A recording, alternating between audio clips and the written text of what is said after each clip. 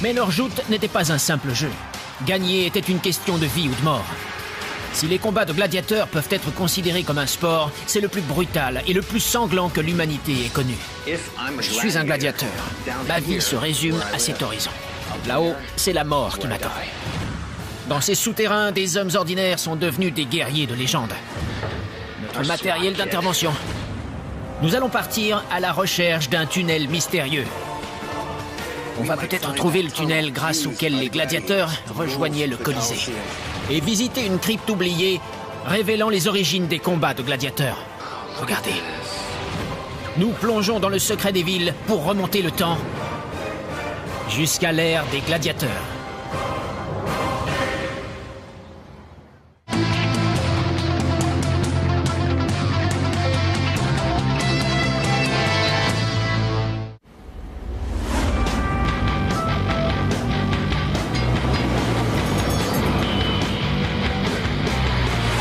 Bonjour, nous sommes au cœur de Rome, et voici le Colisée. 2000 ans après sa construction, ce gigantesque édifice reste l'un des plus grands stades de l'histoire. Pendant 4 siècles, des divertissements de toutes sortes ont été organisés dans cet amphithéâtre. De la reconstitution de batailles navales entières sur une scène remplie d'eau, aux chasses exotiques avec des animaux venus des 4 coins du monde connu. En passant par des exécutions, et bien sûr, le clou du spectacle, des combats de gladiateurs.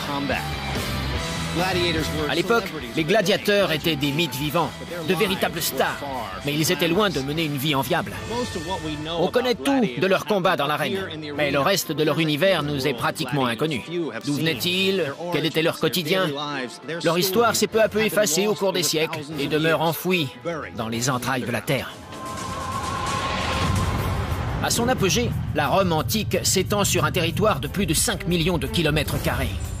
Les combats de gladiateurs sont en vogue dans tout l'Empire, de la Grande-Bretagne à la Turquie. Survivre, connaître une mort violente, conquérir sa liberté à la force du poing ou demeurer esclave à jamais, ces hommes qu'on force souvent à combattre jouent leur destin à chaque fois. Et nulle part l'enjeu n'est aussi important et les jeux plus grandioses qu'au Colisée, le cœur battant de la Rome antique. C'est dans l'arène du Colisée, juste derrière moi, que les gladiateurs devenaient des légendes vivantes. C'est là que les Romains venaient assister à leurs violents duels. Mais pour la plupart de ces hommes, ce spectacle sanglant n'était que la dernière partie d'un long voyage. Ici, sous mes pieds, se trouve le tunnel que les gladiateurs empruntaient pour se rendre à l'amphithéâtre et qui partait d'ici, de leur camp d'entraînement. Il s'agit d'une école de gladiateurs d'élite, la plus grande du monde romain. C'est ici qu'ils apprenaient l'art de tuer et de mourir. En 1937, lors de la rénovation de la Via Labicana, les ouvriers tombent sur les vestiges du Ludus Magnus, la plus grande et la plus célèbre des écoles de gladiateurs de Rome. C'était la caserne d'élite où s'entraînaient les gladiateurs les plus endurcis et les plus doués de l'époque. Bonjour. Ça va? Très bien. Hendrik Day est spécialiste de l'histoire des gladiateurs. Grâce à lui, nous allons pouvoir visiter une zone fermée aux touristes. Ludus Magnus. Qu'est-ce que ça veut dire? La grande école des gladiateurs. L'équivalent d'une équipe de première division. Tout à fait. Et l'école était située tout près du Colisée. C'était très pratique. Ils pouvaient passer directement de leur caserne à l'arène. Pendant plus de 15 siècles, le Ludus Magnus est resté enterré sous des tonnes de terre et de gravats. Mais en 1937, ces vestiges ont été mis au jour à la faveur d'un chantier de construction. C'est génial. Après vous. Merci. Pour les dégager, les archéologues ont dû extraire quelques 400 000 tonnes de terre, et ce, au cœur de l'une des plus grandes capitales d'Europe.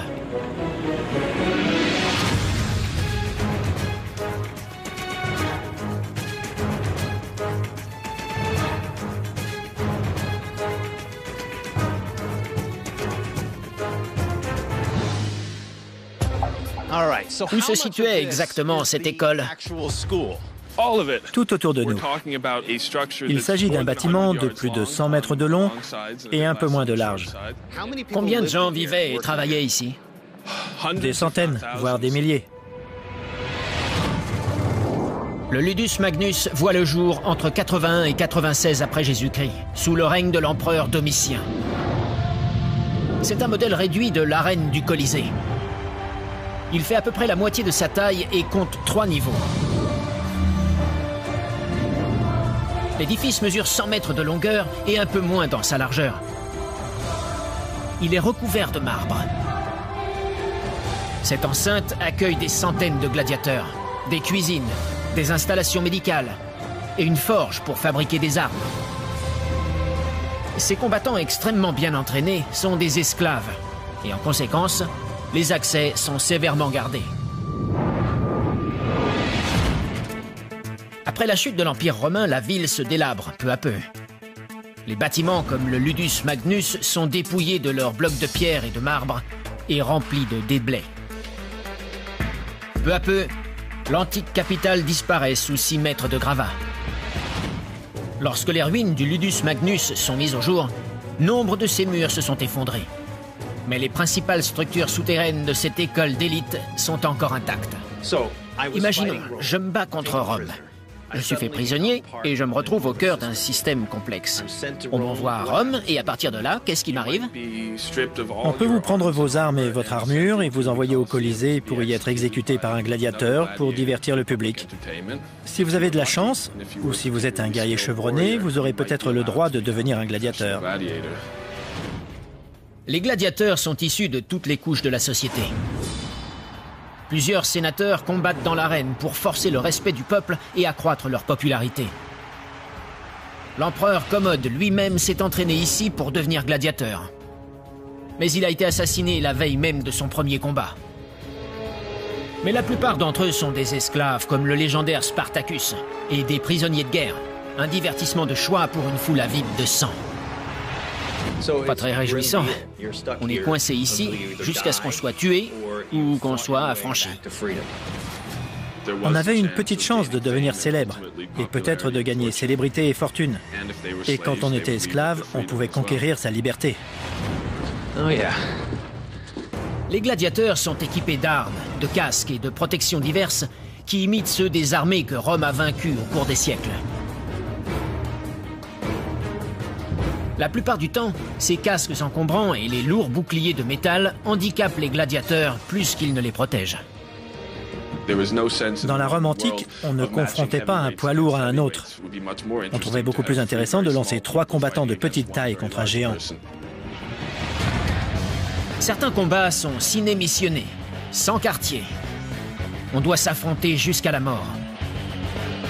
L'empereur Claude est resté célèbre pour sa cruauté, épargnant rarement la vie des gladiateurs qui se battent sans casque, car il aime observer leur visage au moment de mourir. Mais lorsqu'un gladiateur est tué, son propriétaire, ou l'aniste, se voit verser une compensation pouvant aller jusqu'à 100 fois la valeur de son poulain. Ils sont donc souvent épargnés. Cet escalier est d'époque. Oui, et il va nous mener jusqu'à l'arène. On distingue encore la forme circulaire de l'arène de ce côté. Elle se poursuit sous la rue. En fait, je me trouve au centre de l'arène. Exactement. C'est une version miniature de la structure du Colisée. Ici, les gladiateurs s'exercent au maniement des armes et acquièrent force et endurance. Se retrouver dans l'enceinte du Colisée est une expérience effroyable, à laquelle rien ne peut les préparer. Mais l'entraînement dont ils bénéficient au Ludus Magnus peut leur permettre d'y survivre. Les gladiateurs sont prisonniers de ces murs. Leur monde se résume à l'arène ruisselante de sang du Colisée, aux sombres tunnels qui les ramènent du stade à leur étroite cellule et au rude régime du Ludus Magnus.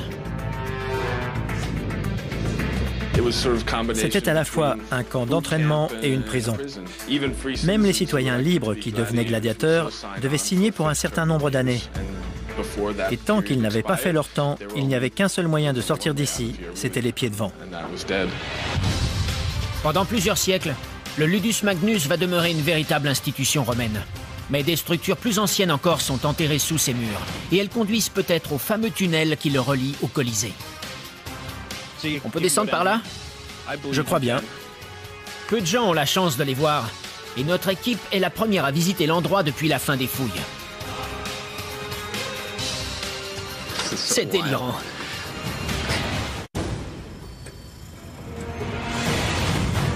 À l'ombre de la plus grande arène de l'ancien monde, sous le sol du Ludus Magnus, nous allons avoir le privilège de visiter un quartier enterré sous cette école d'élite. En empruntant d'antiques canalisations, nous aurons peut-être la chance de trouver l'entrée du tunnel des gladiateurs. On peut descendre par là? Je crois bien. Cette zone encore peu explorée est située au niveau d'un antique quartier, bâti plus d'un siècle avant le Ludus Magnus. Vous y avez déjà été? Non, jamais. C'est délirant.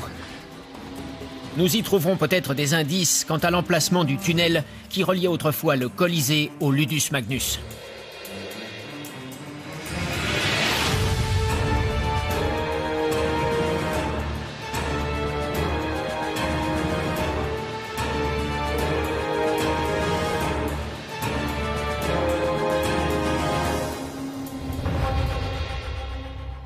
Regardez, c'est Rome. À quelle époque remontent ces vestiges? Ce sol, c'est celui d'une maison du 1er siècle avant notre ère. C'est-à-dire avant l'amphithéâtre? Oui, 2 siècles avant la construction du Colisée. Selon les archives de Rome, l'incendie qui a ravagé la ville en 64 après Jésus-Christ, qui aurait été déclenché par Néron, a détruit toutes les habitations de ce quartier. Et ça descend encore. Oui, il y a un autre niveau archéologique sous nos pieds. Hendrik m'explique que ce tunnel est probablement un ancien système de canalisation relié à l'habitation au-dessus de nos têtes. Ces égouts sont situés à 2,50 m sous la maison, laquelle est enterrée à 3 mètres sous le sol du Ludus Magnus. Il est possible que l'entrée du tunnel perdu soit située quelque part le long de ces canalisations. Là, je crois qu'il faut se retrousser les manches. Ce tunnel ne date pas d'hier. Il est plein d'eau et de gadou.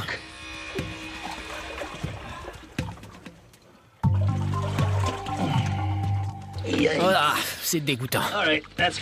Et en plus, j'ai de la flotte plein les chaussures. Ce conduit a été construit entre 200 et 50 avant notre ère.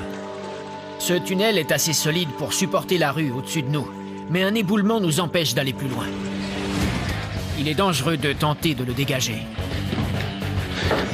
Notre matériel d'intervention. Mais nous allons pouvoir jeter un œil dans ce recoin inexploré de Rome pour peut-être apercevoir l'entrée du tunnel qui relie l'endroit au Colisée. Regardez, ces petites loupiottes sont à infrarouge. On peut voir dans l'obscurité totale. C'est le même matériel que les brigades d'intervention spéciale.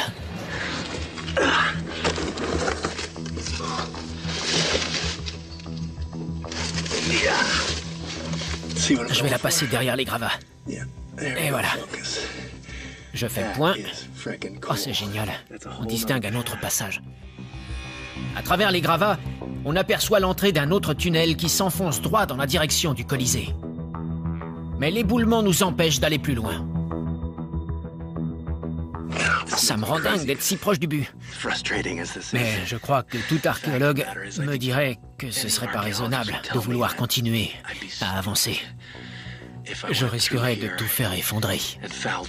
On vante toujours la solidité des constructions romaines qui ne s'écroulaient jamais. Eh ben là, ça s'est écroulé. Si on pouvait creuser et continuer à progresser par là, on pourrait bien trouver le tunnel dont je vous ai parlé. Celui que les gladiateurs empruntaient pour rejoindre le Colisée. Mais je peux pas passer. Alors, tout cela restera un mystère. Le ventre de la Rome moderne regorge de témoignages permettant de retracer le quotidien des gladiateurs. On en trouve notamment sous les immenses arènes conçues pour faire de ces terribles combats un spectacle capable de captiver les foules.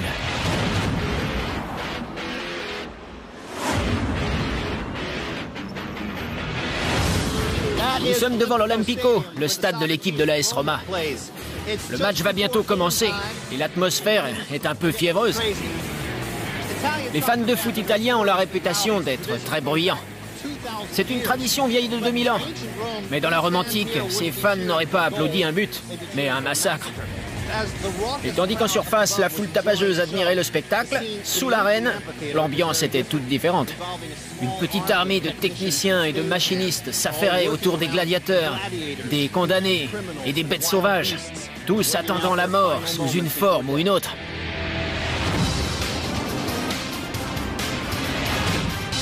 À 220 km au sud de Rome, Et à 50 km au nord de Pompéi, la ville de Pouzzoles possède un amphithéâtre dont les structures souterraines comptent parmi les mieux préservées du monde romain. J'ai rendez-vous avec Cathy Parla, une spécialiste de l'amphithéâtre de Pouzzoles. Buongiorno. Buongiorno. Grazie. À mesure que les combats de gladiateurs ont gagné en popularité, leur mise en scène est devenue de plus en plus extravagante et spectaculaire. Sous cette immense arène, on peut encore voir comment étaient organisées ces joutes violentes. Des mécanismes sophistiqués permettaient de faire de ces combats des divertissements exceptionnels. Cette structure est impressionnante, mais pas autant qu'à l'époque, n'est-ce pas? Tout à fait. À l'époque, les murs qu'on voit ici s'élevaient à 45 mètres de hauteur. Cet amphithéâtre est plus petit que le Colisée de Rome? Le Colisée pouvait accueillir entre 50 et 60 000 personnes. Cet amphithéâtre en contenait entre 30 et 40 000. Comme d'autres édifices de ce genre, l'amphithéâtre de Pouzzoles a été conçu dans le but d'organiser des combats de gladiateurs. Le terme arène vient d'ailleurs du mot latin signifiant sable, car on en recouvrait le sol pour absorber le sang des combattants. D'accord. Donc là, c'était l'entrée qu'empruntaient les gladiateurs pour rejoindre l'arène. Exactement, c'est l'une des entrées monumentales de l'amphithéâtre. Nous sommes à l'une des extrémités de l'ellipse formée par l'arène, et nous voilà sur scène. C'est impressionnant. Ces trous protégés par des grilles d'acier étaient des plateformes en bois. C'étaient des trappes qui communiquaient avec la structure souterraine du théâtre. Alors là-dessous, c'était les coulisses, en gros. Des coulisses complexes qui s'étalaient sur 2 niveaux et grouillaient de monde. Le reste des gladiateurs attendait là, à côté des bêtes sauvages. Donc dans les gradins, on avait la foule qui se passionnait bruyamment pour le spectacle et là, en dessous, les gens se préparaient à mourir. Des gladiateurs venus des 4 coins du monde romain sont traînés sous cette arène, puis forcés de se battre pour rester en vie sur cette scène surréaliste.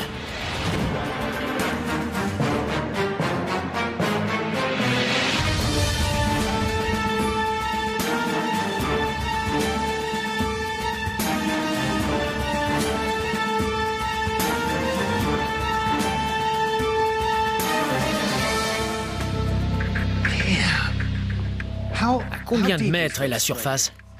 À 6 mètres, 2 étages romains. L'arène est juste au-dessus et nous sommes dans l'allée centrale qui conduit à toutes les trappes. Oui, tous les accessoires étaient hissés ou propulsés d'ici vers la surface. Comme le Colisée de Rome et les autres édifices similaires de l'Empire, l'amphithéâtre de Pouzzoles est équipé d'une gigantesque structure souterraine. Ces 2 niveaux se répartissent autour de 2 grands axes de circulation. Le long de l'axe principal, on hisse les gros accessoires et de véritables décors pour servir de cadre aux chasses aux bêtes sauvages. En outre, plus de 20 trappes permettent de faire entrer des gladiateurs ou des animaux sur scène. Des centaines de travailleurs de l'ombre s'agitent pour actionner ces mécanismes. Imaginons que je sois un gladiateur. Ces murs sont mon univers. J'attends ici, dans l'ombre, au milieu d'une foule d'ouvriers, écoutant les cris du public qui attend que je surgisse par une trappe. Ici, c'est toute ma vie. Et là-haut, c'est la mort qui m'attend. Les armes des gladiateurs se trouvent dans ces alcôves. On ne les donne aux combattants qu'à la dernière minute, juste avant qu'ils montent sur scène. Cette règle a peut-être été établie après que le plus célèbre des gladiateurs a mené une révolte qui a ébranlé l'Empire tout entier. Spartacus était un esclave venu de Thrace qui avait été enrôlé de force dans l'école de gladiateurs de Capoue. Il avait été vendu sur un marché de Rome où les lanistes venaient sélectionner des spécimens d'élite. Avec 80 compagnons d'infortune déterminés, Spartacus parvient à s'échapper de l'école de gladiateurs des environs de Capoue, en s'emparant de couteaux ramassés en cuisine, puis d'une cargaison d'armes. Il finit par lever une armée de plus de 120 000 hommes, esclaves pour la plupart. 2 ans durant, ils imposent de sévères défaites aux Romains. Ils seront finalement vaincus par les légions et Spartacus sera tué au combat. Pour punir les rebelles, l'empereur les fait empaler sur des pieux tout au long de la voie appienne. Par la suite, les Romains sont devenus plus méfiants vis-à-vis de leur machine à tuer.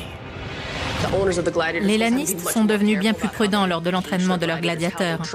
Ils leur donnaient des armes au dernier moment avant d'entrer en scène et non plus à l'avance dans la caserne. On aurait pu croire que ça mettrait un terme à ce sport sanglant. Ce serait comme si on interdisait les matchs de foot en Italie. Il y aurait des émeutes. Des révoltes. Pire que celles de Spartacus.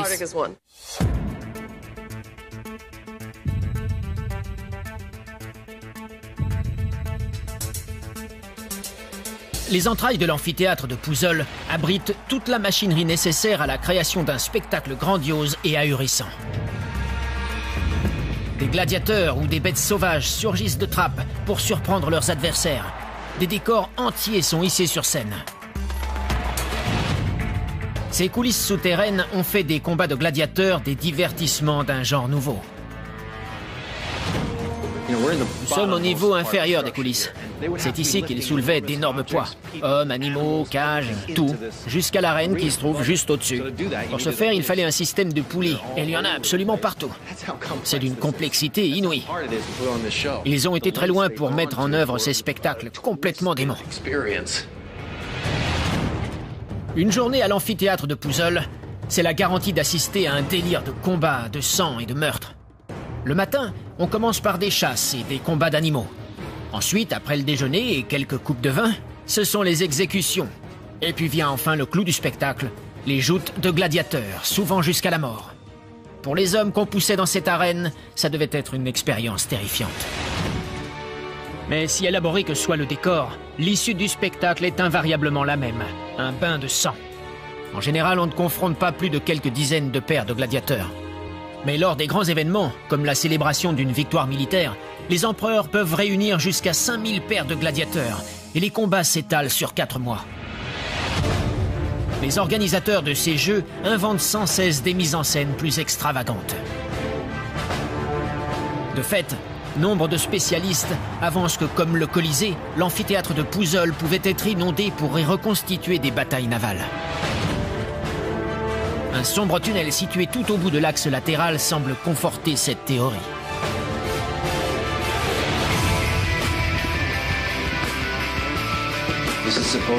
Voilà peut-être le conduit qui permettait de remplir l'amphithéâtre d'eau pour y reconstituer des batailles navales. On se trouve à environ 10 mètres sous les gradins, d'où les spectateurs regardaient les jeux. Et ce tunnel se dirige vers l'extérieur de l'édifice, vers les rues de Pouzzoles. Regardez, ça descend par là. Le passage se divise en deux. Et ça descend aussi par là. Voyons voir.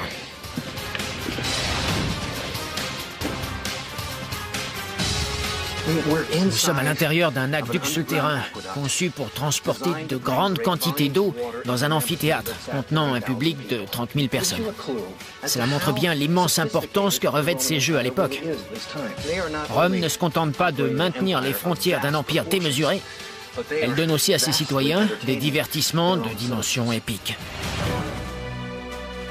Si les jeux de Pouzzoles comprennent des batailles navales, des chasses aux bêtes sauvages et des exécutions, les combats de gladiateurs restent l'attraction principale et celle qui rapporte le plus. Ces hommes font souvent la fortune de leurs propriétaires. Voilà pourquoi, lorsqu'ils ont besoin d'un peu de détente, on leur donne l'autorisation de traverser la ville pour se rendre dans le quartier chaud de Pouzzoles.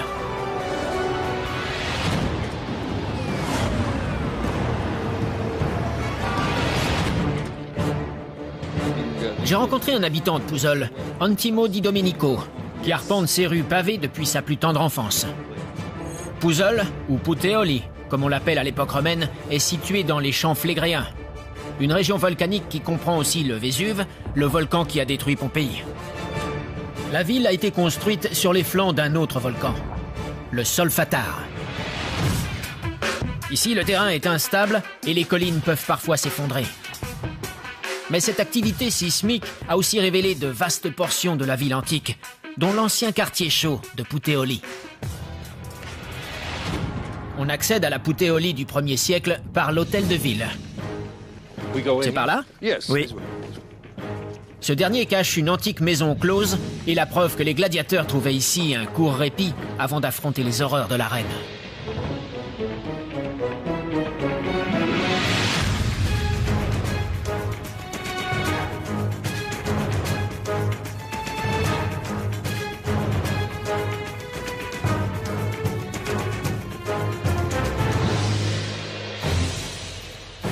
On est entré dans cet édifice par le haut et on a marché dans une rue de l'époque romaine. Maintenant, on se trouve sous cette rue. Ici, on a des chambres indépendantes. On est pratiquement certain qu'il s'agissait d'un endroit où les gladiateurs ou d'autres personnes pouvaient venir pour... Une position sexuelle, c'est ça? Oui, c'est ça. Et on l'affichait? Oui, on l'affichait pour dire « Si tu viens, voilà ce que je peux t'offrir ». On pouvait donc choisir d'aller dans cette alcôve plutôt qu'une autre. Cet endroit était un peu le Las Vegas de l'époque. Ce qui se passe à Puteoli ne sort pas de Puteoli. Ce n'était pas la seule maison close de la Rome antique. On a retrouvé des représentations similaires de positions sexuelles dans les ruines des environs de Pompéi. Dans une autre alcôve, on peut voir des graffitis qui, selon Antimo, ont sans doute été tracés par une prostituée il y a presque 2000 ans. Il s'agit d'une publicité à l'attention de clients potentiels, montrant qu'elle a su donner satisfaction à des gladiateurs. Le trait est presque effacé, mais on distingue le casque d'un gladiateur ici. Et assez clairement un autre casque, ici, à sa droite. On peut imaginer que ce mur était couvert d'annonces de ce type. Tout à fait. Oui, j'ai des gladiateurs parmi mes clients, vous êtes un petit vénard. Donc si j'étais un kidam de passage, et que je me demandais quelle prostituée choisir, et que je voyais qu'elle accueillait régulièrement des gladiateurs, je devais me dire, celle-là, elle doit être douée. Oui.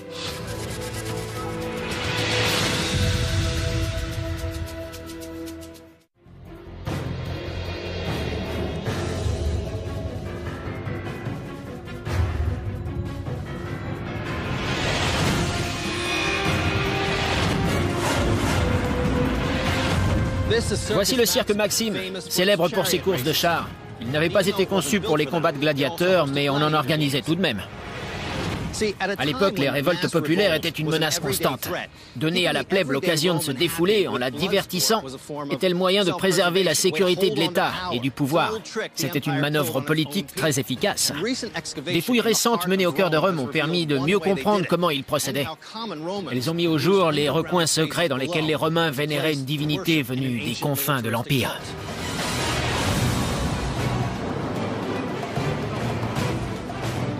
J'ai rendez-vous dans le centre de Rome avec Patrizia Sfligiotti. Cet archéologue a consacré 10 ans de sa vie aux fouilles d'un site immense, la Crypta Balbi, un quartier dont le centre était occupé par un vaste théâtre. Il permet de mieux connaître la vie quotidienne des Romains de l'époque et de comprendre pourquoi ils aimaient tant les combats de gladiateurs. Ce sont ces deux immeubles, c'est ça ? Et là, c'est une ambassade à l'heure actuelle. Oui, l'ambassade brésilienne auprès du Saint-Siège. Ah, d'accord. Ce théâtre est inauguré en l'an 13 avant notre ère par Lucius Cornelius Balbus, proconsul victorieux des Garamantes en Afrique. À l'époque, c'est le 3e théâtre de la ville par la taille.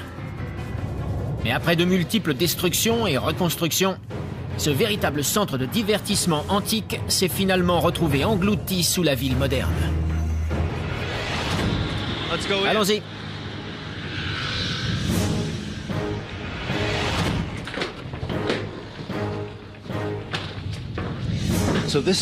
Nous sommes sur le site des fouilles actuelles. Oui. C'est vraiment passionnant. On est au centre d'une fouille archéologique en pleine progression. En gros, on a une section transversale de l'histoire de la ville. La Renaissance, le Moyen-Âge et la Rome antique. Là-haut, on peut prendre le bus. 2 millénaires concentrés sur quelques mètres.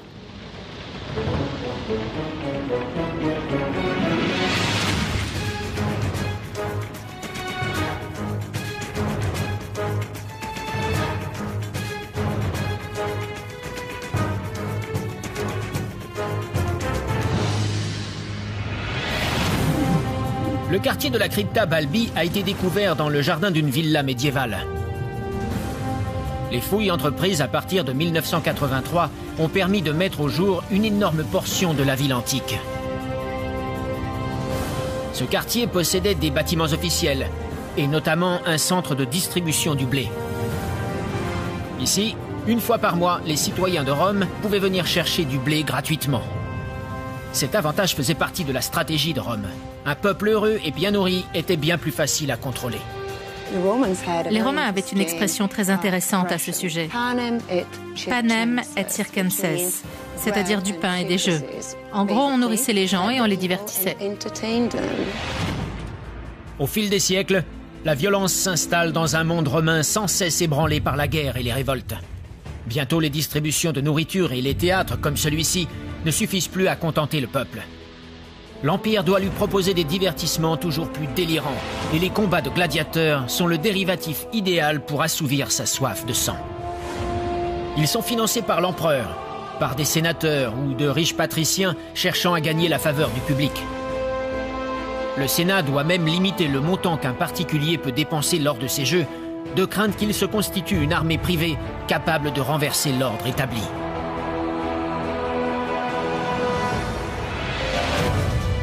Les spectacles commandés par Néron sont d'une sauvagerie sans borne.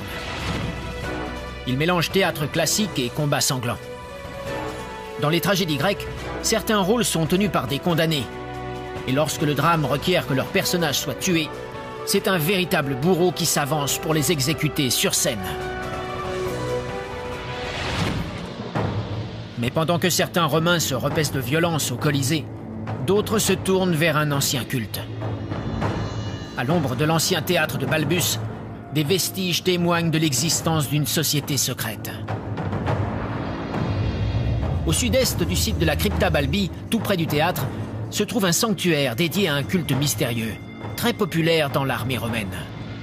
Où sommes-nous ? Nous nous trouvons dans le sanctuaire du dieu Mithra.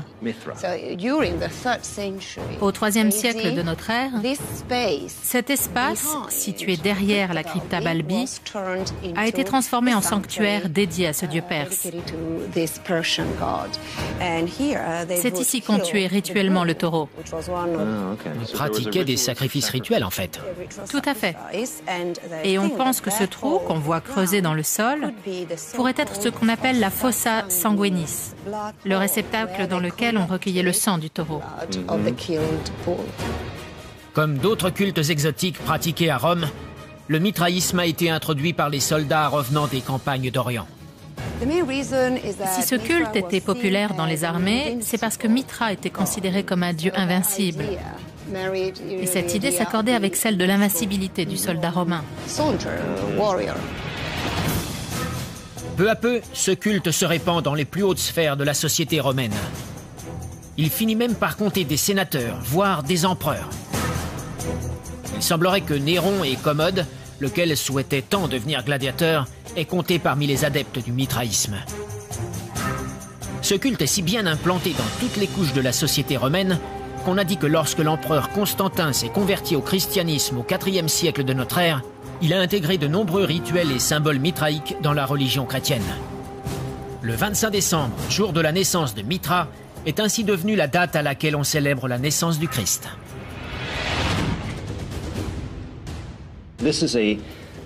Cette partie du temple était donc réservée aux sacrifices. Pendant le rituel, les fidèles s'allongeaient ici, sur ces dalles surélevées.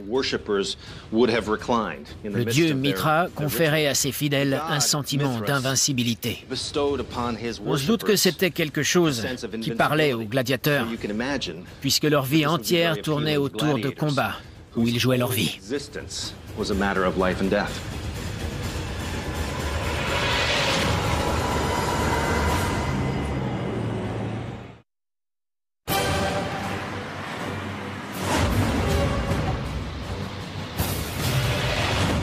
L'origine exacte des combats de gladiateurs demeure mystérieuse. Elle s'est effacée au fil des siècles. Le premier combat dont nous avons une trace écrite s'est déroulé il y a 2300 ans. Exactement où je me trouve. Sous ce qui est aujourd'hui un parking, et qui était à l'époque un marché bovin. Il ne s'agissait pas d'un événement majeur, mais d'une modeste cérémonie funéraire. On rendait hommage aux défunts en organisant le combat à mort de 2 autres personnes. Comment est-on passé d'un rite sacré à des divertissements si démesurés? Et d'où venait la passion des Romains pour ce sport sanglant?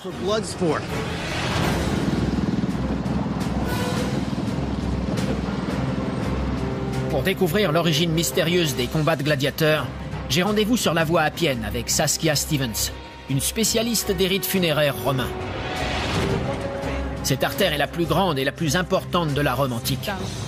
C'est le long de cette route que l'armée romaine a exhibé les esclaves tués lors de la révolte menée par Spartacus. Cette rue remonte à l'époque romaine? Oui, c'est l'une des principales artères menant vers le sud.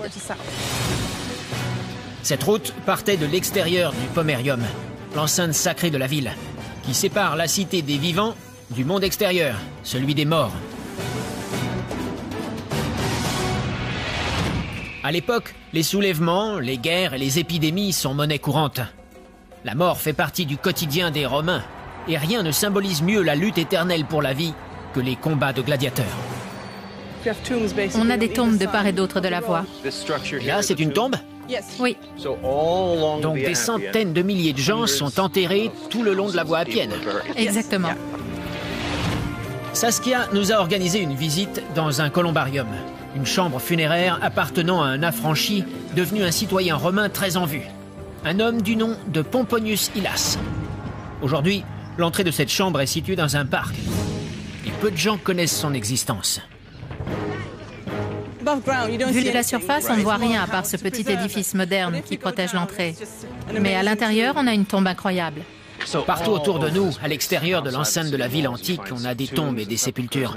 Elles sont souvent placées en surface, mais pour voir celle-ci, il faut s'enfoncer sous terre. Je vous suis.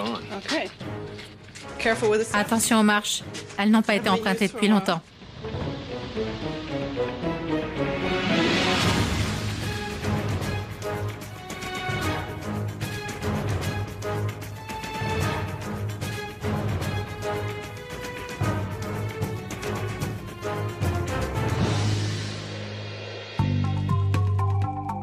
C'est vraiment très profond. À quelle époque remonte ce tombeau?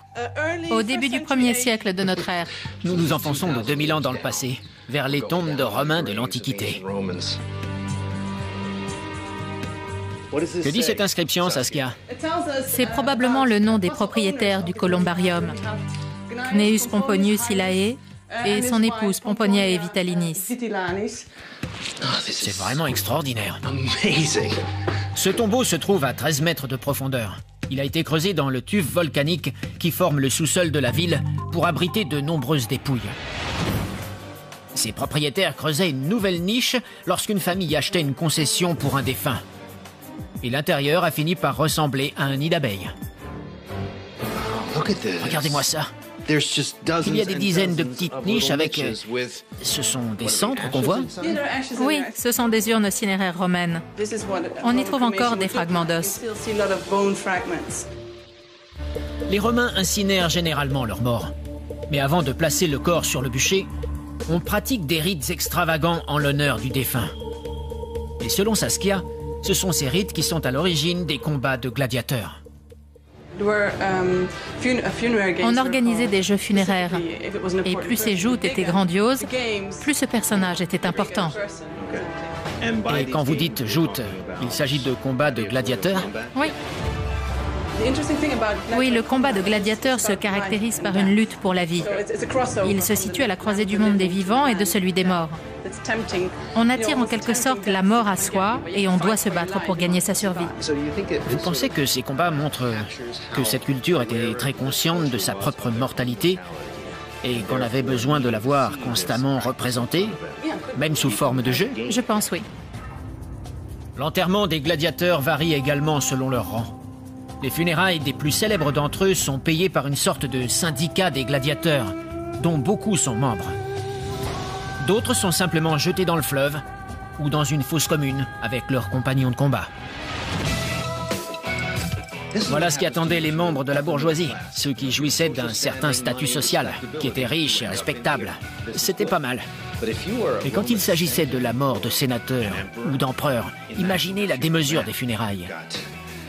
On avait des oraisons, des cérémonies, des processions et pour finir, des combats de gladiateurs. L'espérance de vie des Romains ne dépasse pas 25 ans. La mort est omniprésente dans cette société. Il n'est donc pas surprenant que les combats de gladiateurs soient nés d'anciens rites funéraires et qu'ils soient devenus des spectacles épiques.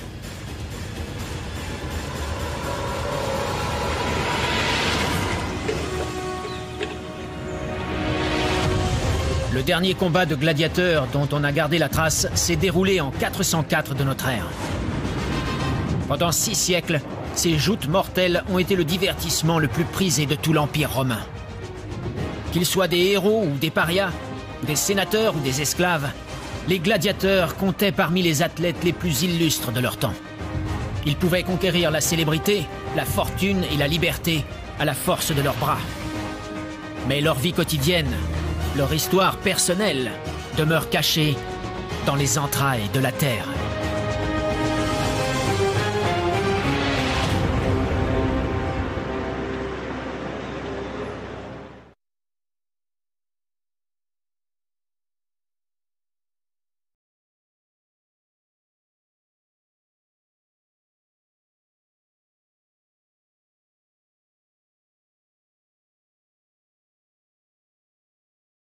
Merci. Pour les dégager, les archéologues ont dû extraire quelques 400 000 tonnes de terre, et ce, au cœur de l'une des plus grandes capitales d'Europe.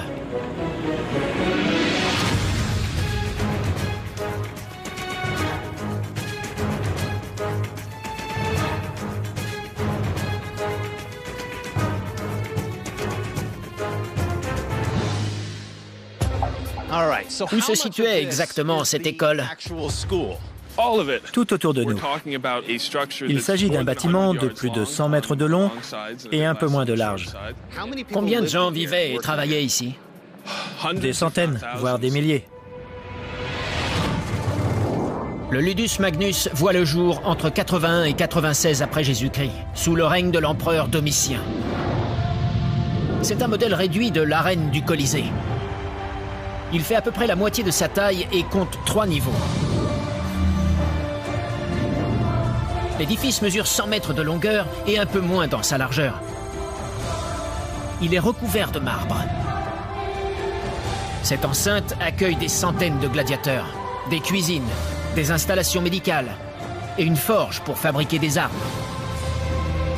Ces combattants extrêmement bien entraînés, tissements de toutes sortes ont été organisés dans cet amphithéâtre. De la reconstitution de batailles navales entières sur une scène remplie d'eau, aux chasses exotiques avec des animaux venus des 4 coins du monde connu. En passant par des exécutions, et bien sûr, le clou du spectacle, des combats de gladiateurs. À l'époque, les gladiateurs étaient des mythes vivants, de véritables stars, mais ils étaient loin de mener une vie enviable. On connaît tout de leurs combats dans l'arène, mais le reste de leur univers nous est pratiquement inconnu. D'où venaient-ils? Quel était leur quotidien? Leur histoire s'est peu à peu effacée au cours des siècles et demeure enfouie dans les entrailles de la terre. À son apogée, la Rome antique s'étend sur un territoire de plus de 5 millions de kilomètres carrés.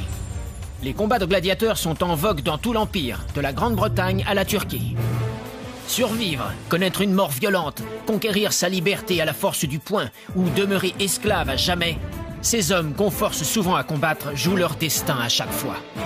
Et nulle part l'enjeu n'est aussi important et les jeux plus grandioses qu'au Colisée, le cœur battant de la Rome antique. C'est dans l'arène du Colisée, juste derrière moi, que les gladiateurs devenaient des légendes vivantes. C'est là que les Romains venaient assister à leurs violents duels. Mais pour la plupart de ces hommes sont des esclaves. Et en conséquence, les accès sont sévèrement gardés. Après la chute de l'Empire romain, la ville se délabre peu à peu. Les bâtiments comme le Ludus Magnus sont dépouillés de leurs blocs de pierre et de marbre et remplis de déblais. Peu à peu, l'antique capitale disparaît sous 6 mètres de gravats. Lorsque les ruines du Ludus Magnus sont mises au jour, nombre de ces murs se sont effondrés. Mais les principales structures souterraines de cette école d'élite sont encore intactes. Imaginons, je me bats contre Rome. Je suis fait prisonnier et je me retrouve au cœur d'un système complexe. On m'envoie à Rome et à partir de là, qu'est-ce qui m'arrive? On peut vous prendre vos armes et votre armure et vous envoyer au Colisée pour y être exécuté par un gladiateur pour divertir le public. Si vous avez de la chance, ou si vous êtes un guerrier chevronné, vous aurez peut-être le droit de devenir un gladiateur. Les gladiateurs sont issus de toutes les couches de la société. Plusieurs sénateurs combattent dans l'arène pour forcer le respect du peuple et accroître leur popularité. L'empereur Commode lui-même s'est entraîné ici pour devenir gladiateur. Mais il a été assassiné la veille même de son premier combat. Ce spectacle sanglant n'était que la dernière partie d'un long voyage. Ici, sous mes pieds, se trouve le tunnel que les gladiateurs empruntaient pour se rendre à l'amphithéâtre et qui partait d'ici, de leur camp d'entraînement. Il s'agit d'une école de gladiateurs d'élite, la plus grande du monde romain. C'est ici qu'ils apprenaient l'art de tuer et de mourir. En 1937, lors de la rénovation de la Via Labicana, les ouvriers tombent sur les vestiges du Ludus Magnus, la plus grande et la plus célèbre des écoles de gladiateurs de Rome. C'était la caserne d'élite où s'entraînaient les gladiateurs les plus endurcis et les plus doués de l'époque. Bonjour. Ça va? Très bien. Hendrik Day est spécialiste de l'histoire des gladiateurs. Grâce à lui, nous allons pouvoir visiter une zone fermée aux touristes. Ludus Magnus. Qu'est-ce que ça veut dire? La grande école des gladiateurs. L'équivalent d'une équipe de première division. Tout à fait. Et l'école était située tout près du Colisée. C'était très pratique. Ils pouvaient passer directement de leur caserne à l'arène. Pendant plus de 15 siècles, le Ludus Magnus est resté enterré sous des tonnes de terre et de gravats. Mais en 1937, ces vestiges ont été mis au jour à la faveur d'un chantier de construction. C'est génial. Après vous. Mais leur joute n'était pas un simple jeu. Gagner était une question de vie ou de mort. Si les combats de gladiateurs peuvent être considérés comme un sport, c'est le plus brutal et le plus sanglant que l'humanité ait connu. Je suis un gladiateur. Ma vie se résume à cet horizon. Là-haut, c'est la mort qui m'attend. Dans ces souterrains, des hommes ordinaires sont devenus des guerriers de légende. Notre matériel d'intervention. Nous allons partir à la recherche d'un tunnel mystérieux. On va peut-être trouver le tunnel grâce auquel les gladiateurs rejoignaient le Colisée. Et visiter une crypte oubliée révélant les origines des combats de gladiateurs. Regardez. Nous plongeons dans le secret des villes pour remonter le temps jusqu'à l'ère des gladiateurs.